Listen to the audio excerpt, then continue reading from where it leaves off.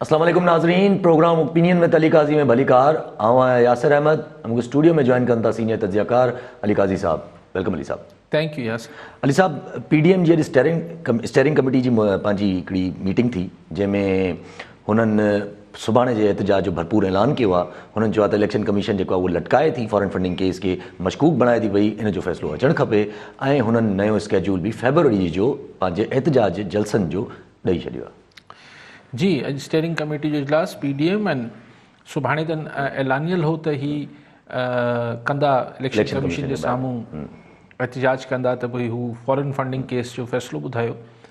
पर दिलचस्प ॻाल्हि इहा आहे त हिननि जी जेका डेडलाइन आहे, जेको अॼु मरियम नवाज़ बि चयो त 31 जनवरी हुई डेडलाइन, त इमरान ख़ान साहिबु अगरि इस्तीफ़ा न ॾिनी त पोइ हुन खां पोइ थींदो लॉन्ग मार्च।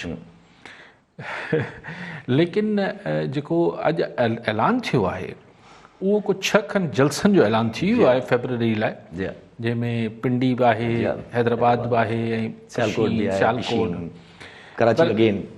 ॿीहर कराची। सो 6 खनि जलसा करे वठंदा फेबरवरी में PDM वारा। लॉन्ग मार्च गोल थी वियो।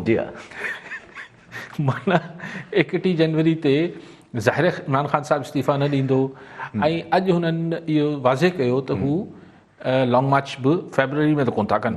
छाकाणि त जॾहिं जलसा कनि पिया त कॉमन सेंस जी ॻाल्हि आहे न, जॾहिं तव्हां जलसा करे रहिया हुजो, तव्हां आख़िरी जलसे जी कहिड़ी डेट ॾिनी अथनि? 27 फरवरी, 28 29 जो 28 जो शायदि त ज़ाहिर फेबरवरी PDM मसरूफ़ रहंदी जलसनि में ऐं PDM मसरूफ़ रहंदी जलसनि में, लिहाज़ा लॉन्ग मार्च त न करे सघंदी ऐं जलसनि सां हुकूमत वेंदी कोन्हे। सो लिहाज़ा फेबरवरी जो महीनो बि जेको आहे उहो सिर्फ़ु जलसा ऐं कवरेज ऐं तक़रीरूं ऐं बयान ऐं पोइ प्रेस कॉन्फ्रेंसूं ऐं पोइ एहतजाज, पोइ इजाज़त ॾिबी, इजाज़त न ॾिबी, सरकार चवंदी इजाज़त नथा ॾियूं, पोइ चवंदा इजाज़त। सो फेबरवरी में बि पाण खे हू जेको PDM आहिस्ते आहिस्ते पंहिंजे टिनी जेके हुन चिता ॾिना हुआ त हू इस्तीफ़ा ॾींदा, हू जेको आहे इलेक्शन्स जो बाइकॉट कंदा, हू जेको आहे लॉन्ग मार्च कंदा। सो 2 ॻाल्हियूं फ़िलहाल फेबरवरी, 2 ॻाल्हियूं त अॻु में ख़तमु थी चुकियूं हुयूं, पर हाणे लॉन्ग मार्च बि PDM जो फेबरवरी में ग़ाइबु थी वियो आहे। कॉमन सेंस आहे, हुननि चयो कोन्हे। अच्छा, अॼु सॼी प्रेस कॉन्फ्रेंस में स्टेयरिंग PDM वारनि जी कंहिं बि न सवाल कयो, सहाफ़ियनि बि सवाल न कयो त भई उहो लॉन्ग मार्च किधर गया, ऐं न उन्हनि को ॻाल्हि ॿुधाई त बाबा को लॉन्ग मार्च जो बि को ज़िक्र फ़िक्र आहे। छाकाणि सिर्फ़ु सवाल इहो थियो मरियम साहिबा खां ऐं मौलाना फज़ल रहमान साहिब खां त भई हू अगरि 31 जनवरी ते इस्तीफ़ा न ॾींदव इमरान ख़ान साहिबु त पोइ छा? त उन्हनि चयो त सही, पोइ असीं मथो जोड़े वेहंदासीं PDM वारा ऐं पोइ नई हिकमत अमली ठाहींदासीं। अॻु में हिकमत अमली क्लियर हुई, ऐलानियल हिकमत अमली इहो हुई त अगरि न ॾींदा त असीं लॉन्ग मार्च कंदासीं। अख़बार हींअर महीनो पुराणी ॻाल्हि, यानी उहा जेका अॻु वारी हिकमत अमली हुई उहो सभु वरी फाड़े उछलाई वई आहे। हाणे नई हिकमत अमली जोड़बी, पर नई हिकमत अमली में बि फेबरवरी त PDM मसरूफ़ आहे, दूसरी लाइन पे मसरूफ़ आहे, मतिलबु जलसनि ते मसरूफ़ आहे। सो लॉन्ग मार्च हिते कोन थो थिए।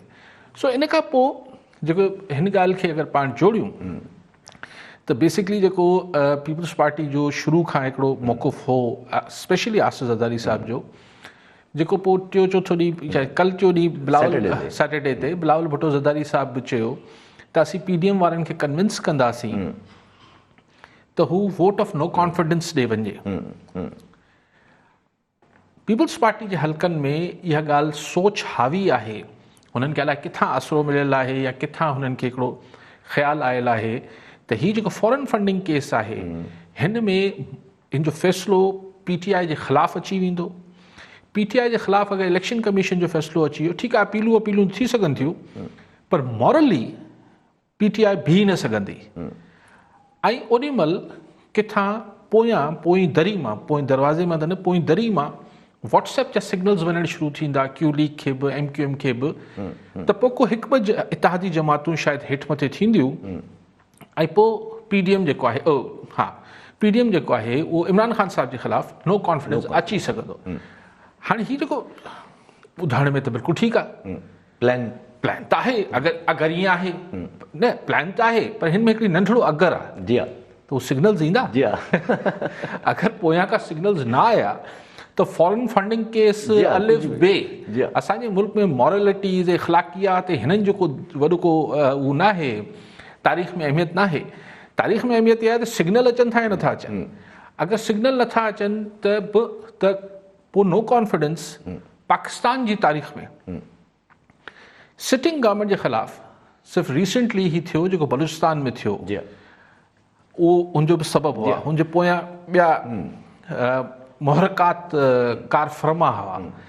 बाक़ी त तव्हां ॾिसो त ख़ुदि बेनज़ीर भुट्टो शहीद जी जेका 88 वारी गवर्नमेंट हुई हुनजे ख़िलाफ़, जॾहिं की हुनजे पोयां कुझु इंडिविजुअल्स हुआ असांजे ॻुझनि इदारनि जा, जेको ऑपरेशन मिड नाइट जो कॉल ऐं सभु थियो, ऐं पोइ छांगा मांगा ऐं पोइ MPAs MNAs जेके हेठि मथे थिया हुआ, सभु कुझु थियो।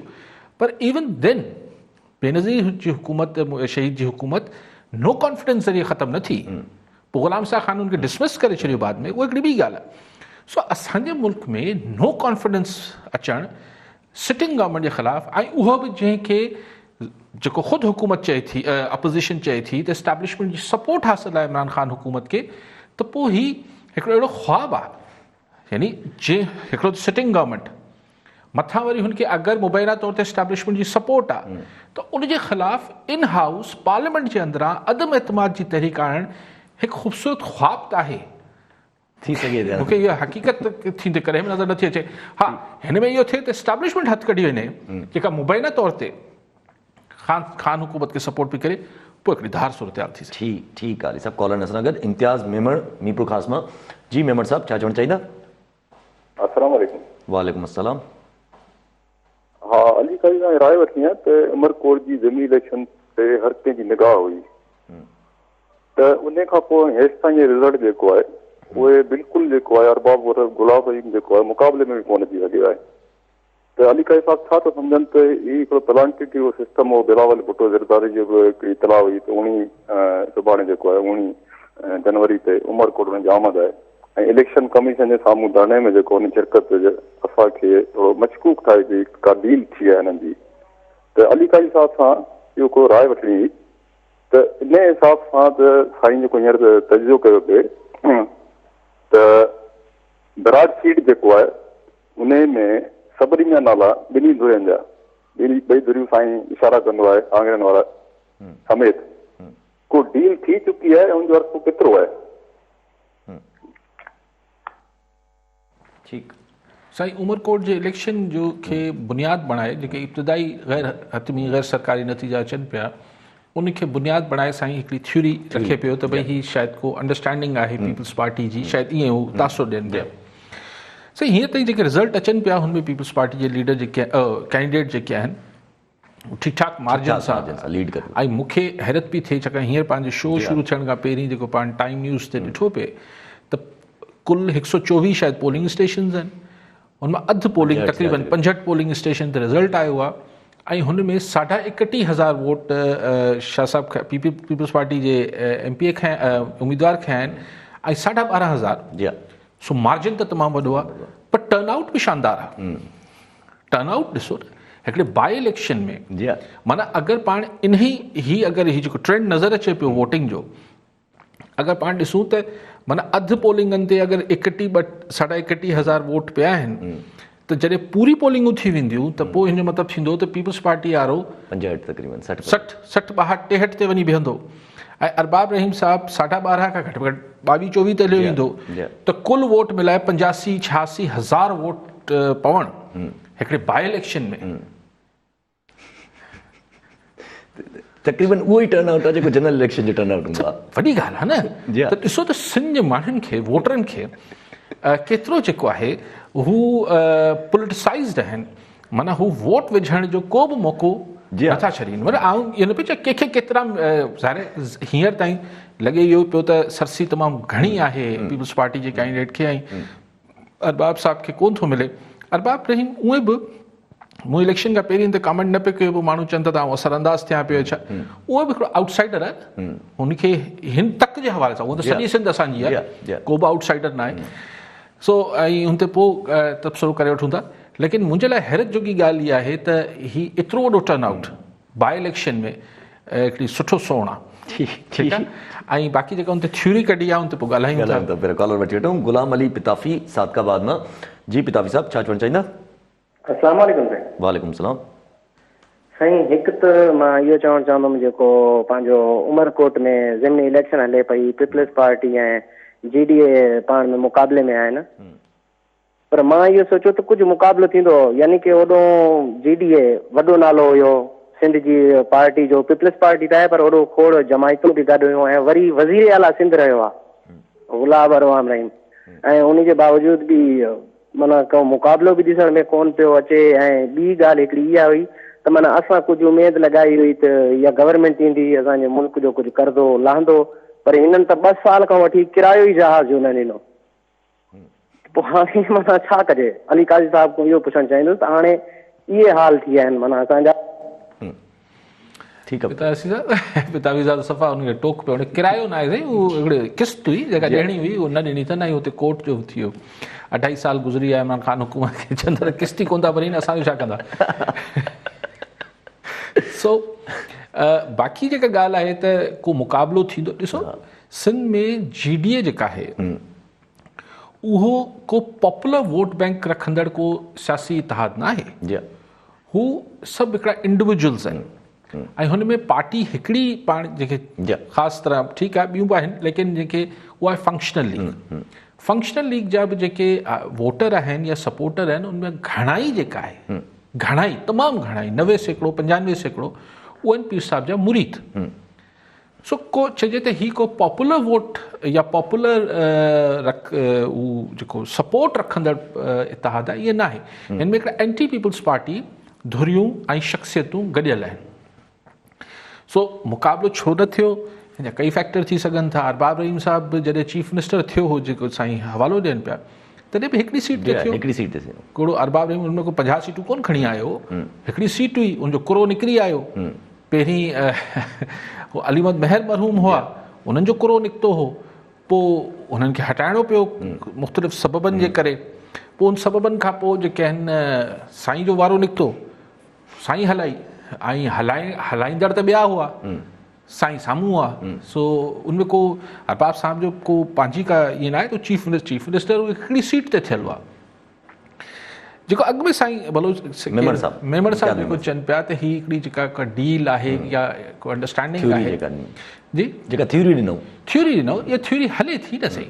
ऐं अगरि पीपल्स पार्टी हिन ॻाल्हि ते बज़िद आहे त लॉन्ग इस्तीफ़ा बि न ॾियो, सेनेट बि जेको नज़र अचे थो, ॻाल्हि न चिटी आहे न, ऐलान थियो त पीपल्स पार्टी जी पूरे ज़ोर भरण ते इस्तीफ़ान जो मामिलो बि पोइते वियो, इलेक्शन बि सेनेट जी वढ़नि पिया, नो कॉन्फिडेंस। हाणे अगरि लॉन्ग मार्च बि वियो ऐं ज़िद बि पीपल्स, या ज़िद लफ़्ज़ ग़लति हूंदो, इसरार पीपल्स पार्टी जो इहो आहे त इन हाउस चेंज आणिजे, त इहा ॻाल्हि मूंखां तव्हां खां पीपल्स पार्टी जी क़यादत ख़ासि तरह आसिफ़ ज़रदारी साहब खे तमामु घणी हूंदी त नो कॉन्फिडेंस असांजे मुल्क में कीअं ईंदा आहिनि। सिर्फ़ु चमक सां कुझु न थींदो आहे। ही जेके तोड़ जोड़ जा वॾा, मतां सम्झां थो पाकिस्तान जी सियासत में, इक़्तिदारी सियासत में वॾो तजुर्बो आहे, बकौल शेख रशीद PhD थियल आहे, हू सिर्फ़ु आसिफ़ ज़रदारी जी न थियल आहे, हू शहबाज शरीफ़ साहब जी बि थियल आहे। सो ही ॿई जेके वॾा प्लेयर्स आहिनि, ही बिल्कुलु मूंखां तव्हां खां 100% वधीक, 1000% वधीक सम्झंदा हूंदा त ही अदम एतमाद चमक सां कोन थो अचे। हिन लाइ ॿिया लवाज़मात खपनि, ऐं ॿिया लवाज़मात जेके आहिनि उहे हिन महिल ज़ाहिरी तरह इमरान हुकूमत सां गॾु आहिनि। अच्छा, अगरि त पसे परता को अहिड़ो सिग्नल हिननि वटि बि आयल आहिनि त न उहो असीं मिड़ी आहियूं उते, पर तव्हां हिमत कयो त असीं आख़िरी वक़्त में तव्हांजी सपोर्ट में ईंदासीं, ख़ुदा ख़बर, उन ते आउं नथो कमेंट करे सघां, मूं वटि कहिड़ी इंफॉर्मेशन न आहे। पर अगरि इहे न आहे त पोइ इहो सम्झिबो त जेको जंहिंजे हथ में आहे उहो बचाइण जी कोशिशि, सिक्योर करण जी कोशिशि, ॿियो कुझु ई कोन्हे। त लॉन्ग मार्च बि न कबो, नो कॉन्फिडेंस अची ई नथी सघे। ऐं मतिलबु हर्फ़े आख़िर त दुनिया में का शइ न आहे, पर कॉमन सेंस ई नथो मञे। ऐं एतिरा समझदार ऐं पुराणा खिलाड़ी जेके हिन इक़्तिदारी रांदि जा आहिनि, हू मूंखां वधीक बहितर सम्झंदा हूंदा त नामुमकिन आहे। हू सादिक संजराणी जे सेनेट में न हटाए सघी अपोजिशन जेका जिते सेनेट में हिननि जी पंहिंजी अक्सरियत हुई त हिते त अक्सरियत भला 7, 8, 10 मेंबरनि जी इमरान ख़ान खे आहे त कीअं त हटाए वेंदो जेसि ताईं सही सिग्नल्स नथा अचनि। सो या त आसरो आहे त PDM खे त बिस्मिल्लाह कयो, ही न कयो, लॉन्ग मार्च न कयो, ही सभु न कयो, बाक़ी इन हाउस चेंज कयो, असीं तव्हांखे हिकिड़ो ॿ पंहिंजा पता बि ॾींदासीं, पंहिंजी बि त तव्हां हटाए वठोसि। अगरि ईअं आहे जंहिंजो बि इम्कान मूंखे घटि नज़र अचे थो त पोइ ॻाल्हि इहा सम्झ में अचे थी त बाबा सिग्नल इहो न आयो आहे त तव्हां नो कॉन्फिडेंस आणियो, सिग्नल इहो आयो आहे त कुझु न कयो। सो हाणे कुझु न कयो खे बहरहाल माण्हुनि में छाकाणि एतिरी PDM पीपल्स पार्टी नवाज़ लीग एतिरी ओवर कमिट थियल हुआ जो हाणे पोइ हिते कीअं हटनि, त पोइ सोली सिंधी में चइबो आहे फिकाई विंदराइण, पोइ जलसा कबा, पोइ हीअं कबो, पोइ नो कॉन्फिडेंस लाइ लॻा पिया आहियूं। अॼु बि मौलाना फज़ल रहमान चयो ये तहरीक है, त मूंखे यादि आहे उहो अला मग़फ़िरत करे मुंहिंजा त तमामु मूंसां प्यारु कंदड़ हुआ रसूल बशपली जो मरहूम, त मां हुननि सां करीबन ईअं हुजत पे मज़ाक़ कंदो हुउसि, मुंहिंजो साईं अड़खुट जिदोजहद छा थींदी आहे जेका खुटंदी कोन्हे मक़सदु। सो इहे बड़ी मुंहिंजो हुन सां हिकिड़ो हुजत जो रिश्तो हो, उहो परीर साहिबु मरहूम साहिबु मुंहिंजो हिकिड़ो हुजत जो रिश्तो, त मुंहिंजे अड़खुट जिदोजहद छा आहे त हीअ जेका अड़खुट तहरीक PDM हलाई आहे, त अगरि अहिड़ी तहरीक हलणी आहे त पोइ 2.5 सालनि खां बसि इलेक्शन आहे, पोइ इलेक्शन थी वेंदी, कामयाब थी वेंदा कॾहिं न कॾहिं। ठीकु आहे, सभु कॉलर नज़र सां गॾु मोहम्मद अली पंवर मीरपुर ख़ास मां। जी पंवर साहिबु छा चवणु चाहींदा? जेका PS 52 जी रिज़ल्ट आई आहे, जेको टर्न आउट ऐं वरी जेको डिफरेंस आहे, इहो माण्हुनि खे महांगाई जो सबूत आहे। अॻिते तव्हां ॾिसो 80% रेशो ईंदो वोटिंग जो, इहे जेको माण्हुनि खे 2 साल में सिखत मिली आहे। पोइ ही तारीख़ 1970 जी जंग में बि हालत कोन थी हुई।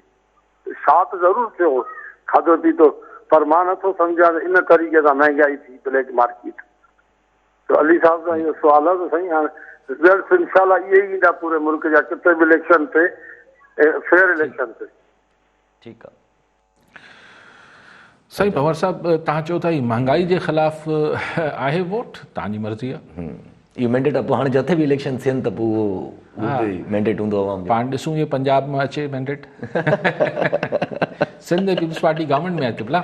जी हा, ठीकु आहे सर। ऐं सभु तव्हां जीअं न त तव्हांजी ॻाल्हि कटियां पियो, अरबाब रहीम चीफ मिनिस्टर हो, शौकत अज़ीज़ साहिब खे वज़ीर आज़म ठाहिणो हो, मुशर्रफ साहिब खे MNA कोन हो शौकत अज़ीज़ साहिब, त हुनखे हिकिड़े पराए अलाए किथां जो माण्हू खे अची थर मां ॿिहारियऊं ऐं खटाए छॾियऊं। जी हा, जी हा। सो ओॾी महिल छा हो असां वटि इलेक्शन जी डायनेमिक्स जी पंवर साहिबु इयूं आहिनि, भले हाणे जी फ़िलहाल जेके ॻाल्हियूं थियनि। ठीकु आहे, सभु कॉलर नज़र गॾु मंसूर अब्बासी शहदाद कोट मां। जी अब्बासी साहिबु छा चवणु चाहींदा? साईं सलाम साईं खे तव्हांखे। वालेकुम अस्सलाम। मुंहिंजो अर्ज़ु इन ई पंहिंजो उमरकोट जी इलेक्शन बारे में अर्ज़ु आहे त जेको माण्हुनि जो टर्न आउट आहे उहो त ॾाढो ज़बरदस्त रहियो आहे, पर कुझु टाइम पहिरियां बाय इलेक्शन थी लाड़काणे में बि सर, उते बिना चोटीअ जो ज़ोर हुयो, उते लूज़ कयो पीपल्स पार्टी, ऐं हाणे मां सम्झां थो त खटण जे वेझो ई हूंदी। सो इन ते साईं जन कीअं कमेंट कंदा? ठीकु आहे, आऊं छा कमेंट कयां, मुबारक ॾिबी खटंदड़ खे, हाराईंदड़ सां हमदर्दी थींदी, ॿियो हाणे कमेंट छा कजे।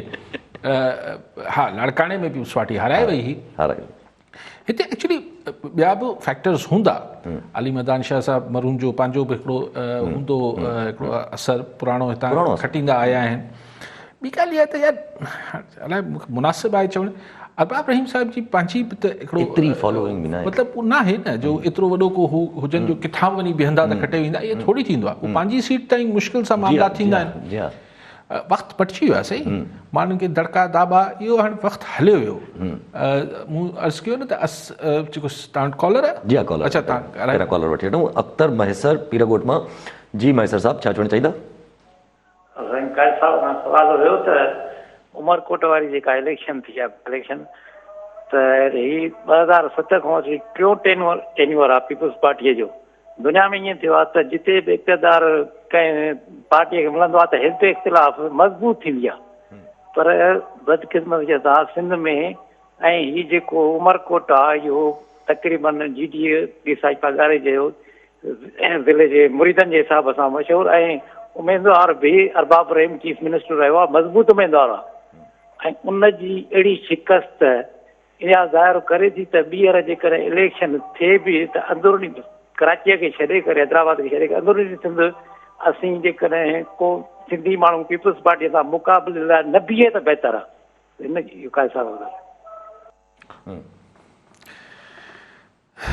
अच्छा महेश साहब ॻाल्हि इहा आहे त मां हू बि ॻाल्हि पे कई त जेको असां वटि ऐं पंजाब में छा फ़र्क़ु रहियो। अगरि पाण भुट्टो साहब वारे दौर खां अॻिते हलूं, ज़िया-उल-हक़ खां पोइ 85 में इलेक्शन थिया, पोइ ठीकु आहे ज़िया मौजूदु हो, लेकिन 85 खां पोइ तव्हां ट्रेंड ॾिसो, ज़ाहिर हाणे केरु छा बि चवंदो रहे, लेकिन असांजी ज़ाहिर एस्टेब्लिशमेंट जो ज़िया-उल-हक़ त पाण हुकूमत में हो, त ज़ाहिर सिलेक्शन थींदी त केरु चीफ मिनिस्टर्स थींदा, केरु प्राइम मिनिस्टर्स थींदा। मोहम्मद ख़ान जुण जो मरहूम शरीफ़ुल नफ़्स इंसान, पर उतां सिंधड़ी मां आया, हुननि खे प्राइम मिनिस्टर ठाहियो वियो। नवाज़ शरीफ़ चीफ मिनिस्टर थियो, पंजाब जो चीफ मिनिस्टर, हिते गौसर अली शाह साहब थिया। उनखां पोइ तव्हां ॿई लिस्टूं केॾी महिल गूगल तां सर्च करे या अख़बारनि मां सर्च करे रखो पंहिंजे साम्हूं, ऐं ॿिन्ही टेन्योर्स में तव्हां भेट कयो त असांखे कहिड़ा चीफ मिनिस्टर्स मिलिया ऐं हुननि खे पंजाब में कहिड़ा चीफ मिनिस्टर मिलिया। माना इवन मुशर्रफ साहब जे ज़माने में हुते चौधरी परवेज़ इलाही अचनि था। चौधरी परवेज़ इलाही जेके आहिनि बहरहाल हिकिड़ो तजुर्बेकार पुराणा पार्लियामेंटेरियन ही, ऐं हुनखे शौक़ु छा हो त आउं शहबाज शरीफ़ ऐं नवाज़ शरीफ़ खां बहितर पंजाब में कमु कयो। असां वटि अली अहमद महर साहब मरहूम अल्लाह मग़फ़रत करे, उहे आया जेके कॾहिं एडवाइज़र टू चीफ मिनिस्टर न रहिया, उन्हनि खे चीफ मिनिस्टर कयो वियो। पोइ अरबाब रहीम साहब आया। सभिनी खे शौक़ु छा आहे, असांजे सिंध में बदकिस्मती सां बेंचमार्क ठही वियो जाम सादिक मरहूम, त सादिक अली केरु थो थी सघे। सादिक अली और चीज़ था बाबा, सादिक अली चवराइण को सोलो कमु आहे छा, हू हिकिड़ी ॿी हिकिड़ी आऊंगा इम्प्रेस्ड न आहियां, पर हिकिड़ी डिफरेंट कैरेक्टर हो। त साईं चवनि था मज़बूत, हाणे कॉलर अची वियो त मज़बूत हुआ, मज़बूत कीअं आहिनि, को बि माण्हू मज़बूत कीअं थींदो आहे जॾहिं तव्हांखे पॉलिटिक्स आम माण्हू खां वोट वठणा आहिनि, त या त तव्हां वटि हुजे हुकूमत ऐं तव्हांखे चइजे बसि ॾंडो हलायो, ॾंडो फिरायो, जी शौकत अज़ीज़ खटराए छॾियो, थर मां शौकत अज़ीज़ खे छो वोट मिलिया, अरबाब रहीम कीअं खटराए छॾियो, हुकूमत हुई। पोइ त ॿी ॻाल्हि आहे, अदरवाइज़ मज़बूत माण्हू उहो आहे जेको माण्हुनि सां ओढ़ो वर्ता रखे ऐं जंहिंजो किरदारु ओढ़ो हुजे, जेको पॉपुलर किरदारु हूंदो आहे। सो माज़रत सां महस साहब, मज़बूती जेका आहे उहो छा में बसि हिकिड़ो दफ़ो एक्स चीफ मिनिस्टर लिखजण सां या एक्स गवर्नर थियण सां, उहो बि हिकिड़े डिक्टेटरशिप कहिड़े बि दौर में, त हुन सां तव्हां मज़बूत त कोन था थी वञो। ठीकु आहे साहब, कॉलर न सां गॾु इख्तियार हुसैन कटोहर खैरपुर मीरस मां। जी कटोहर साहब, छा चवणु चाहींदा? जी सर, अली कारी साहब अस्सलाम वालेकुम सर। वालेकुम सलाम सर, मुंहिंजो हिकिड़ो सवाल इहो आहे त ॾिसो सर, मीडिया माना हिकिड़ो वाहिद ज़रियो आहे जंहिंजे ज़रिए जेको आहे त असां पंहिंजो आवाज़ जेको आहे दुनिया जे कुंड कुड़िछ ताईं जेको आहे पहुचाए सघूं था। त मुंहिंजो सिर्फ़ु नंढिड़ो हिकिड़ो सवाल आहे, अर्ज़ु आहे अली कारी साहब सां त जेको आहे त जेका सिंध हुकूमत, ॾिसो असां जेके 3800 जेको आहे त साईं कॾहिं बि जेको आहे असांजे लाइ बयानु न ॾिनो, ऐं असां IBA टेस्ट क्वालिफाइड पिया आहियूं, JSC ऐं ECT वक़्तु जेको आहे पहिरियां बि जेको मां तव्हांजे प्रोग्राम में शिरकत करे चुको आहियां त 37,000 पोस्टूं जेके आहिनि सिंध हुकूमत में तालीम जे लाइ ख़ाली आहिनि। पर इहो साईं सईद गनी साहब जेको आहे एजुकेशन मिनिस्टर साहब जेको आहे उहो असांजे मसइले ते गौर ई कोन थो। महिरबानी करे साईं अली कारी साहब जेको आहे आवाज़ जेको आहे उन्हनि ताईं पहुचाए। साईं ठीकु साईं कठोर साहब, तव्हां पाण पोयां पहिरें आवाज़ु पंहिंजो पहुचायो, ऐं बि अक्सर चाहियां थो त बाबा ॿिया माण्हू बाद में भर्ती कजो जेके पहिरीं क्वालिफाइड IBA टेस्ट पास करे चुका आहिनि, उन्हनि खे बिल्कुलु मिलणु खपे। ऐं तव्हां सां इतफ़ाक़ कयां थो, पाण ॿुधण वारा कमु ॿुधणु ॿिए जो असां त रड़ियूं करे सघूं था। ठीकु आहे, हू ॻाल्हि पाण कई पे साईं महेसर साहब चयो त छा आईंदा को माण्हू बीहे ई न साम्हूं इलेक्शन से, अवल त जनरल इलेक्शन जी डायनेमिक्स ॿियूं हुजनि थियूं जेके जनरल इलेक्शन थियनि था, ऐं इलेक्शन असां वटि ख़ुदि अपोज़िशन चए थी त सिलेक्शन थिए थी, त अवल त मैसेज सां आईंदा बि इलेक्शन थींदी या सिलेक्शन्स थींदियूं, पोइ सिंध पंजाब सॼो मुल्क जी ॻाल्हि पिया कयूं। ॿी ॻाल्हि इहा आहे त असां वटि इहा फैक्ट आहे त को ऑल्टरनेट को मुतबादिल पॉपुलर पॉलिटिकल फोर्स न आहे। इन ॻाल्हि ते भले के दोस्त नाराज़ थिए या इतफ़ाक़ न करे, उनजी मर्ज़ी आहे, लेकिन हिकिड़ी जेका ग्राउंड रियलिटी आहे त पोइ तव्हां वटि जॾहिं ऑप्शन न हुजे थो ऐं आउं हमेशह चाहियां थो त ऑप्शन कॾहिं ठहंदो आहे, ऑप्शन जी जॾहिं ज़रूरत पैदा थींदी आहे। अगरि सिंध जा माण्हू मैसर साहिबु ख़ुशि आहिनि त छा आहे, टियों दफ़ो बि, चोथों दफ़ो बि, पंजो दफ़ो बि, अगरि सिंध जा माण्हू इन सॼी गवर्नमेंट पीपल्स पार्टी जी गवर्नमेंट सां ऐं गवर्नेंस सां ख़ुशि आहिनि, अक्सरियत अगरि ख़ुशि आहे, ज़ाहिर जमहूरियत में त अक्सरियत जी राय हलंदी न, अगरि ख़ुशि आहिनि त तव्हां ई असां छो अरहा थियूं। ठीकु आहे अली साहब, बट जेको काफ़ी टाइम पहिरियों DGISPR जो बयानु आयो त असांखे फ़ौज खां परते रखियो ऐं घसीटो बि न वञे, उन खां पोइ PDM में नज़र आयो त थोरा स्लो थियणु शुरू थिया, जीअं अॼु वरी उन्हनि जो नज़र आयो त उन्हनि त सिर्फ़ु जलसा अनाउंस करे छॾिया। हीउ इलेक्शन कमीशन ते थोरो फोकस आहे, जीअं तव्हां चयो त हिकिड़ो आहिनि त शायदि इलेक्शन कमीशन फॉरेन फंडिंग वारो जो केस आहे उहो PTI लाइ ग़लति साबित थींदो, त पोइ छा हू इन DGISPR जी स्टेटमेंट खे टेस्ट कनि पिया त हिकिड़े क़िस्म जो PDM इलेक्शन कमीशन जे मथां फोर्स करे त शायदि को फ़ैसिलो अहिड़ो अची वञे? न, पाण हाणे इहो त नथा चई सघूं त जेको DGISPR चए थो त असांखे घसीटियो ई न घेलियो, असांखे न घेलियो त माना हाणे इलेक्शन कमीशन ते त केरु असरअंदाज़ न पियो थिए न। इलेक्शन कमीशन जेको बि फ़ैसिलो कंदी उहो मेरिट ते कंदी, ठीकु आहे, हाणे मेरिट ते कंदी त हुनजो फ़ैसिलो कुझु बि अची सघे थो। इहा ॻाल्हि सही आहे त अगरि इलेक्शन कमीशन जो फ़ैसिलो PTI जे ख़िलाफ़ अची वियो, मतिलबु चूंके चुनाचे न स्ट्रेट लफ़्ज़नि में ख़िलाफ़ अची वियो, या साहिबु पोइ कंहिंखे कुझु करण जी ज़रूरत न आहे, पोइ उहो कमु थी वेंदो। अगरि ऐं उहो बि अहिड़ा इल्ज़ामात त इज़राइल ऐं भारत जी फंडिंग थियल आहे, अगरि इहा ॻाल्हि मतिलबु ईअं इलेक्शन कमीशन जे जजमेंट में अची वई त मॉरली ख़ान साहिब जी हुकूमत उअं ई महांगाई ऐं ॿियो गोड़ घमसान पंहिंजी जाइ ते आहे। हिन वक़्तु बीठल ई हिन ॻाल्हि ते आहे त भई असीं हुबल वतन आहियूं, फलाण आहियूं ऐं असां करप्ट न आहियूं, हीअं आहियूं, पर अगरि पैसो इज़राइल ऐं भारत जे सां अगरि मुंबई नथो, जीअं इल्ज़ामात लॻनि पिया, हुन छा ईअं थियो हूंदो, अगरि क्लियर कट अहिड़ी ॻाल्हि अची वई त फिर जाणा ई पैसे, ठीकु आहे, छाकाणि त पोइ रहंदो कोन। ही ब्रॉडशीट वग़ैरह जेको मामिलो कंहिं ॿिए दोस्त ॻाल्हि कई, ब्रॉडशीट जो ज़िक्र कयो कंहिं कॉलर, ब्रॉडशीट वारो मामिलो जेको आहे उहो सही, उहो आहे मोनालिज़ा जी तस्वीर आहे, तव्हां जहिड़े मूड में ॾिसंदो ओड़ी नज़र ईंदी, यानी तव्हां अपोज़िशन वारा ॾिसनि था त हू हुकूमत जे ख़िलाफ़ु नज़र अचे थी, हुकूमत वारा ॾिसनि था उनखे अपोज़िशन जे ख़िलाफ़ु नज़र अचे थी। हाणे चवनि था त उहो फ़ैसिलो जेको आहे उहो ब्रॉडशीट वारा रिलीज़ कनि था, उन में ॾिसूं त असलु कंहिंजे ख़िलाफ़ु आहे। सो अगरि हू अञा त सिर्फ़ु हू जेको मूसवी आहे उनजे वाता ॻाल्हियूं ॿुधूं पिया न, हाणे उनजो तफ़सीली जजमेंट जेको UK कोर्ट जो आहे, बरतानवी अदालत जो, उहा रिलीज़ थिए त ख़बर पए। त उनमें ॻाल्हियूं जेके नज़र अचनि थी पियूं, जेके जजमेंट जे हिसाब सां, त जजमेंट जेका आहे उहा नैब जे टोटली बिल्कुलु नैब जे मथां इल्ज़ाम हणे थी पई, ऐं नैब जेका आहे उहा हिकिड़े ग़लति मुआदे जे ज़रिए जेको आहे उहो ख़तमु कयो ब्रॉडशीट सां किसो, ऐं कंहिं ॿी हिकिड़ी कंपनी खे ब्रॉडशीट जे नाले सां हिकिड़ी कंहिं नकली कंपनी खे उहो $1.5 अच्छा, हाणे इहो $15 लख ॾेई छॾिया, $15 लख, उहो वरी हिकिड़ो अलॻि किसो आहे, उहो नैब ताईं महदूद आहे न। अच्छा, नैब वरी आसानी सां हथु छॾे वञी सघे थी, त उहो अॻूणे चेयरमैन ऐं अॻूणे दौर में थियो आहे, त मुशर्रफ दौर में त हीअ हाणोकी नैब जी टीम हुई कोन, उहो एतिरो मसइलो कोन्हे। ॻाल्हि इहा आहे त छा अहिड़ा को डिटेल्स ईंदा त नवाज़ शरीफ़ जा ही असासा आहिनि, हीअ, पर इहो बरतानवी अदालत कीअं चई सघे थी, मूंखे सम्झ नथो अचे।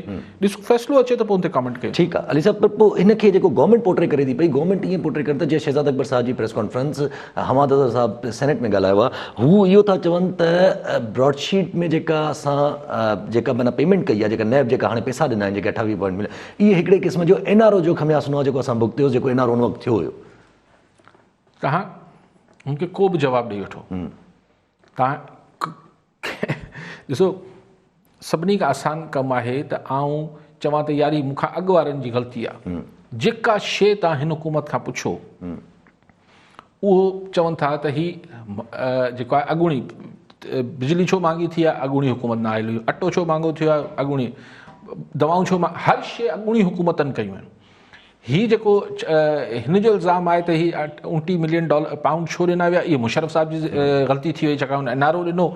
पर ॻाल्हि इहा आहे त हुकूमतनि जो, हुकूमतूं मुल्क जी नुमाइंदगी करे रही हुजनि थियूं परॾेह में, उहो इहो चई हथु नथा छंडे सघनि त मुंहिंजो छा वञे, पोइ त मुंहिंजे त उन मज़ाक में चयो न IMF जो कर्ज़ु पुराणो जेको आहे उहो ही हुकूमत चए असांजो छा वञे, पुराणी हुकूमतनि वरितो, इहो तव्हां थोरी था चई सघो यार, इंटरनेशनल कॉन्ट्रैक्ट्स हूंदा आहिनि, तव्हां इहो नथा करे। रेकोडेक जो मामिलो, ठीकु आहे अली साहब, कॉलर न सां गॾु हूती ख़ान बजीर खीरथर मां। जी बजीर साहब, छा चवणु चाहींदा? अस्सलाम वालेकुम। वालेकुम सलाम। साईं मुंहिंजो हिकिड़ो सुवालु आहे त जेको अमरकोट में ज़मनी इलेक्शन हले पई पंहिंजे पीपल्स पार्टी ऐं जीडीए जे तरफ़ां, इन में जेके जीडीए खां गॾु पार्टियूं आहिनि, जेके बि उन्हनि जे जेके पर्सनल लीग आहे या अरबा गुलाम रहम साहब जा माण्हू आहिनि या पीटीआई जे जेके माण्हू आहिनि, जो वर्करनि खां पोइ जेको इलेक्शन नतीजा अचनि पिया त उनजे उबतड़ अचनि पिया, सम्झ में ॻाल्हि नथी अचे त छा आहे। बाक़ी कुझु पोलिंगनि ते झेड़ा बि थिया आहिनि, कुझु माण्हुनि जा मथा बि जेके फाटा आहिनि। तव्हांजी छा राय आहे? फेयर इलेक्शन आहे या इन में धांधलियुनि जो को शक शुबो आहे? बजीर साहब, असांजे मुल्क जॾहिं खां वजूद में आयो पोइ जॾहिं खां one man one vote election थिया आहिनि, 100 सैकड़ो त फेयर इलेक्शन कॾहिं बि न थींदा आहिनि। लेकिन जेको असीं चवंदा आहियूं त धांधली थी आहे, झुरलू फिरजी वियो आहे या सिलेक्शन थी आहे, इहो चइबो आहे त जॾहिं मास स्केल ते हिकिड़ी वॾी सतह ते मथां ई मथां फ़ैसिला थींदा आहिनि त हेतिरी सीटूं हिन पार्टी खे, हेतिरी इंजीनियरिंग वग़ैरह, इंजीनियरिंग जेको इलेक्शन इंजीनियरिंग या जेको बि तव्हां हुनखे चओ, हिकिड़ो थींदो आहे त जिथे मुंहिंजो वस हले पियो उते आऊं हलायां थो, जिथे यासिर जो हले पियो उहो हलाए पियो। धांधली जीअं वोट चोरी वग़ैरह, लोकल चोरी जेका के ज़माने में चवंदा त आरओ सां सेटिंग थी वई, के ज़माने में छा चवंदा, के ज़माने छा प्रिज़ाइडिंग ऑफिसर ख़रीद कया वञनि था, अगवा थियनि था, बैलेट बॉक्सिस चुराया वञनि था, इहो जिथे जंहिंजो वस हले थो। अच्छा, पोइ किथे किथे उम्मीदवारनि खां वरी मामिलो हेठि लही अचे थो। आऊं ऐं तव्हां हिकिड़े ॻोठ में रहूं था, हिकिड़ी पोलिंग आहे पंहिंजी, पाण ॿई नथा ठहूं। आऊं आहियां मिसाल पीपल्स पार्टी सां, तव्हां आहियो जीडीए सां। हाणे मसइलो हुते जेको शाह साहब ऐं अरबाब साहब जो छुटो, मूंखे त हाणे मुंहिंजी चंग मुड़सी जो मसइलो अची वियो आहे। आऊं तव्हांखे पोलिंग पीपल्स पार्टी, चाहे मुंहिंजी पीपल्स पार्टी सां वास्तो हुजे न हुजे, पर हाणे आऊं जे पारां बि मतिलबु मूंखे चङो मुड़ुसु कयो आहे पोलिंग जो, त आऊं चाहींदुसि त पोलिंग आऊं खटराए ॾियां। सुभाणे आऊं वञी टंग ते टंग रखी वेहां, साईं फलाणी पोलिंग त मूं तव्हांखे खटराए ॾिनी, ही मुंहिंजी पोलिंग आहे। जी हा। सो अगरि 1000 वोट मूं विझराया पीपल्स पार्टी खे ऐं तव्हां 600 विझराया त ही पोलिंग थी वई मुंहिंजी। त उते बि झेड़ा थींदा आहिनि, उते बि बेईमानियूं थींदियूं आहिनि, ठपेबाज़ी थींदी आहे। सो अहिड़ी जहिड़ी तव्हां बजीर साहब चयो पिया मथा फाटण, लठियूं मुका, माण्हू मरी वञनि था, इहो त हिकिड़ो लोकल हुजे थो। ऐं न चवां हीअ थियणु खपे, पर थिए थो, पर उहा त हिन इलेक्शन जी का ख़ुसूसियत न आहे, उहा जिथे किथे थिए, जिथे किथे थिए थो। ठीकु आहे अली साहब, बिलावल साहब अॼु पीडीएम जी स्टेयरिंग कमेटी में न हुया ऐं सुभाणे वारे एहतजाज में बि 19 तारीख़ खां सुभाणे वारे एहतजाज में बि न हूंदा। त उन ते मौलाना साहब पहिरियां मरियम साहिबा खां सवाल कयो वियो त उहे स्टेयरिंग कमेटी में अॼु वारी तव्हांजी उन मीटिंग में छो न आया आहिनि, त उन्हनि चयो उहे स्टेयरिंग कमेटी जो मेंबर न आहिनि, इन करे न आहिनि। मरियम साहिब खां पुछियो वियो त भई तव्हां छो आया आहियो, अगरि तव्हां बि मेंबर न आहियो त मुंहिंजे हुननि चयो त मूंखे ख़ुसूसी दावत ॾिनी वई आहे, त इन करे मां आई आहियां। मौलाना साहब खां जॾहिं इहो सवाल कयो त बिलावल साहब छो नथा अचनि एहतजाज में, त मौलाना साहब चयो त बाबा असां कंहिंजे मथां पाबंदी नथा आणी सघूं, हुनखे त पाबंद नथा करे सघूं त उहो अचे। ठीकु आहे, लेकिन ज़ाहिर आहे अञा ताईं पीपल्स पार्टी खां हटी करे को पीडीएम बि फ़ैसिला न पई करे। अगरि पाण इहो अज़्यूम कयूं सॉरी पाण हिन मफ़रूज़े ते ॻाल्हायूं त पीपल्स पार्टी हाणे हिन नतीजे ते पहुती आहे त बसि नो कॉन्फिडेंस थियो त थियो, न त ख़ैरु आहे। मिसाल त मौलाना फज़ल रहमान ऐं मरियम नवाज़ पाण मफ़रूज़े ते ॻाल्हायूं त हिन ॻाल्हि सां इतफ़ाक़ न बि कनि था, पर पंहिंजे मुंहुं फ़ैसिलो त कोन था कनि। उन्हनि बि अॼु चयो स्टेयरिंग कमेटी छा फ़ैसिलो कयो, फेबरवरी में जलसा कंदासीं। अच्छा, जलसनि में छाकाणि त कराची ऐं हैदराबाद जो ज़िक्र बि थियल आहे, लिहाज़ा इहो अज़्यूम ई कयूं था, पाण ज़ाहिर तसवर कयूं था, ज़ाहिर पीपल्स पार्टी मूंसां राज़ी हूंदी, ज़ाहिर हिते जी मेज़बानी त पीपल्स पार्टी कंदी। सो इन जो मतिलबु इहो थियो त जेको आहे उहो अलहदा न पिया थियणु चाहिनि। मतिलबु पीडीएम वारा पीडीएम में जेके ॿ वॾियूं ॿियूं कुवतूं आहिनि, यानी मौलाना फज़ल रहमान ऐं मरियम नवाज़, हू फ़िलहाल पीपल्स पार्टी मां हथ न पिया कढनि। बावजूद अगरि मुबैना तौर ते हुननि खे पीपल्स पार्टी जी ॻाल्हि न बि वणे पई त फ़िलहाल हू गॾु खणी हलणु चाहिनि पिया। ठीकु आहे सभु कॉलर सां गॾु गिरदारी राल डिप्लोमा जी। गिरदारी साहब छा चवणु चाहींदा? अस्सलाम वालेकुम सर। वालेकुम अस्सलाम। अली काजी साहब अस्सलाम वालेकुम सर। वालेकुम सलाम। हाँ सर, अर्ज़ु इहो आहे त अॻु में बि तव्हां सिंधी चैनल ते अची जेको सिंध वारनि खे तमामु घणो उजागर कयो आहे, ऐं अॻिते बि सिंध खे तव्हां एकता ॾियारा ॾिना, ऐं तव्हांजी सरपरस्ती में सदाईं सिंध खे अॻिते सुठो मान मिलियो आहे। असां इहो तव्हां खां घुर्ज कयूं था त अञा जेको टाइम जे हवाले सां हिकिड़ो असांखे एंटरटेनमेंट चैनल मिली वञे तव्हांजी सरपरस्ती में, त तमामु भलो थी वियो। जी गिरदारी साहब, दुआ कयो इंशाअल्लाह। ठीकु आहे अली साहब असां वटि इहो छा मसइलो आहे? आख़िर त अॼु बि इलेक्शन कमीशन ऑफ पाकिस्तान 154 पार्लियामेंटरियुनि जा एसेट न ॾियण ते, जमा न कराइण ते पंहिंजे एसेट जे उनखे मुअतल करे छॾी हुनजी रुकनियत। असां एसेट छो नथा सबमिट थियनि? इहो छो मसइलो आहे? इहो टाइम किसके पास है यार यासिर साहब, और भी जहां में गम में इनमें त वफ़ाक़ी वज़ीर बि आहिनि। कर देंगे के ॾिनो हूंदो प्रायोरिटी। सो ही हाणे आहिनि फॉर्मेलिटीज़। केरु माण्हू मूंखे ॿुधायो के हुन त जा 100 सैकड़ो पर को एकड़ ॿेकड़ छॾे करे ही जेको असां सां जमा कराइनि था इहा हक़ीक़त हुजे थी छा? सो ऐं पोइ हर साल घुरनि था उन्हनि खां। त अच्छा हिन 2 सालनि में अगरि कंहिं 4 पैसा पंहिंजा वधाए वरिता हूंदा त छा हुन में गोशवारनि में शो कंदा छा? इहे फॉर्मेलिटीज़ आहिनि, हिकिड़ी तकल्लुफ़ात आहिनि जेके हरूभरू थियनि था। पोइ अच्छा करिणो पोइ सफ़ा मुअतल थी वई रुकनियत, हाणे वरी जमा कराईंदा। ठीकु आहे सभु कॉलर नज़र अगरि मोहसिन बेलार राणीपुर मां। जी बेलार साहब छा चवणु चाहींदा? अरे काज़ी साहब नंढो सवाल आहे सर। पीटीएम पहिरियों वॾा जलसा जुलूस रैलियूं कढिया, प्रेशर वधायो, हाणे माना प्रेशर वञे थो, माना फूकणे मां हवा निकिरनि थी।